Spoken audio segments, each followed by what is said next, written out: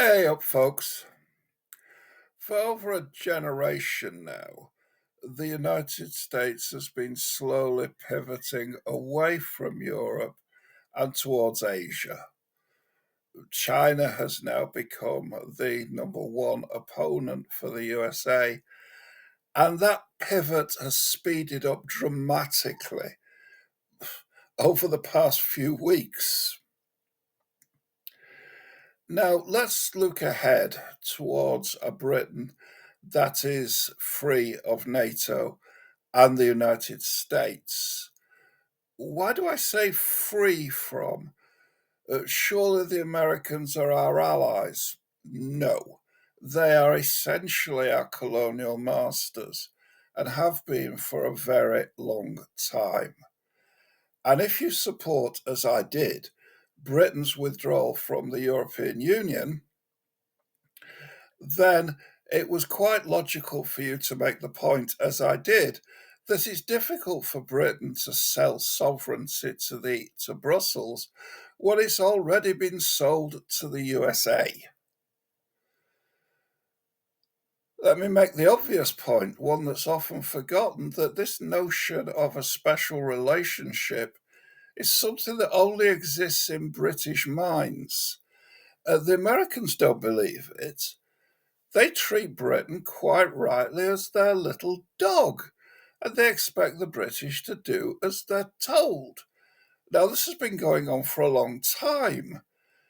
During the period 1940 to 41, the Americans took every ounce of gold and all the negotiable bonds that the Bank of England held and stuffed them in Fort Knox. When the British in 1941 said, well, actually, we've got no more money, President Franklin Delano Roosevelt didn't believe them. He said to his aides that there is still milk in the old cow. And he insisted on economists, on accountants, being sent over to Britain to look through the British books. Once that humiliation was over, only then did FDR accept that the British had no money and were likely to make peace with Germany. So Roosevelt came up with the idea of Lend-Lease, basically that they would give British equipment, which the British would sort of pay for in the years to come. That debt was only cleared this century. What was Roosevelt trying to do? Basically supplant Britain as the dominant force in the world, and he succeeded. I don't blame him. That's the way international relations work. But the notion that on the basis of that, America is somehow Britain's friend is ludicrous. Absolutely ludicrous. And the Americans have proved this time and time again. Boris Johnson was boasting about how Britain was going to be a world leader in 5G telephonia. And he was going to stand up to the Americans who opposed the use of Huawei equipment from China. He didn't stand up to the Americans. The Americans told him to strip Huawei equipment out, and Boris Johnson said, yes, sir. It's now going to cost millions of pounds, which the mobile phone companies are going to have to pay for, to strip out all the equipment that Huawei installed at the behest of the British government a decade or more ago. So if you're expecting to get cheap mobile phone bills in the future, just you wait till the bills for removing the Huawei equipment come due. Right. So America is out of Europe. Britain is out of NATO. How are we going to go on? What are we going to do? Well, let's look to the past to get some idea of what the future could be like. Now, One of my favourite prime ministers, I think one of the best prime ministers Britain ever had, was Lord Palmerston. He was prime minister in the mid 19th century. And he said, in effect, that Britain doesn't have permanent friends or allies, it does have permanent interests. So friends come and go, but interests stay the same. Now, he had a point. Um, it was always British policy, well, from the decline of Spain, certainly, to oppose France's attempts to become the European hegemon. Britain looked for allies and usually found them in places like Prussia. So the British would pay the Prussian state budget, and the Prussian army would go off and fight the French in tandem with the British and, of course, the Royal Navy that blockaded France. And in that way, they kept France in check. And then came 1870, 1871. Prussia defeated France, and Prussia then established a new state, Germany, uh, essentially under Prussian leadership, but it was a new state. And Britain did a complete and very shameless reverse ferret. After 1871, the British lean more and more towards Paris and away from Berlin.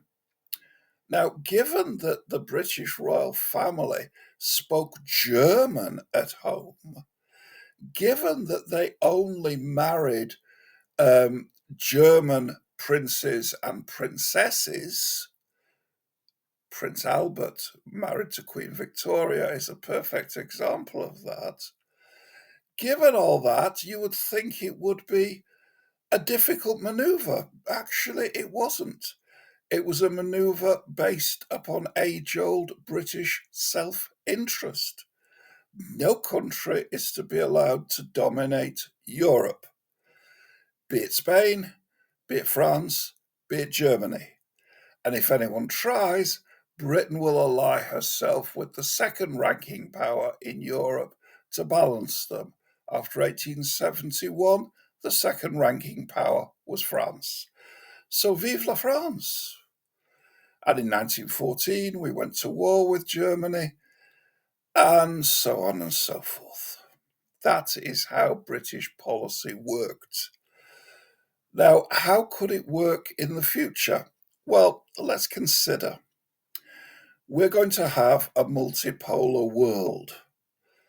The United States will still be number one, but breathing down her neck is going to be China. So that's two great powers that are several steps above everybody else. Nevertheless, they can balance each other. Then we have the other great powers, Russia, obviously. Russia isn't going away, and Russia is going to stay a great power.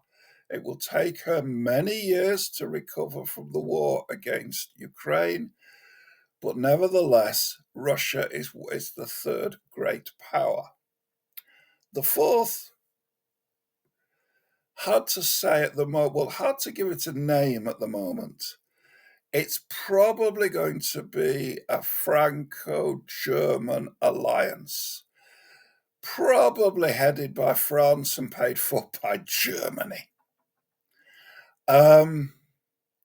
So, where does that leave Britain? Well, it depends how cynical Britain is willing to be. Because you see, any one of these powers may find that they need British support. If the Franco-Germans decide that they're going to face off against Russia, it may be in their interest to try to get Britain to side with them, just as it will be in Russia's interest to get Britain to side with them so we can see who offers us the best deal. The deal could be getting in touch with the Franco-Germans and saying, we'd like free access to the European Union for British goods. Uh, you don't want to do it because it breaks European Union regulations? That's fine. We're going to support Russia in this conflict that you're having with them. You still think it breaks European rules, or are you going to change European rules? The Americans, it's easy, I suppose, to work with them because, well, we speak the same language and we haven't had a war since 1812. But nevertheless, we do have to accept that they are, well, just another foreign country. Should we support them against China, or will China offer us better deals? That's the answer for a medium ranking power. We're not a great power anymore, but we are a middle ranking nuclear power. Obviously, a lot of changes need to be made. Our nuclear weapons have to become purely British instead of relying on the United States. But nevertheless,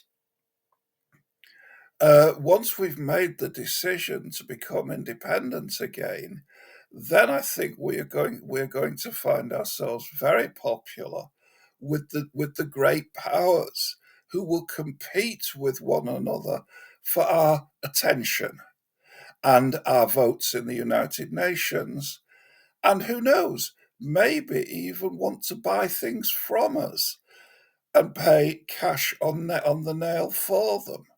Anything's possible. But it isn't possible so long as we remain a vassal of the United States. And looking beyond the United States, so long as British Prime Ministers such as Sir Keir Starmer are going along to the Europeans and telling them that, of course, we support Ukraine. No, that's not the way it works. It's one thing supporting Ukraine because we're getting something out of it. It's quite another thing supporting Ukraine because, well, we've got ourselves caught in this loop. So that's the future, if we're willing to take advantage of it. A multipolar world with Britain playing one great power off against another for Britain's advantage. I think we'd be fools not to take advantage of the coming multipolarity in this world. Think on, folks.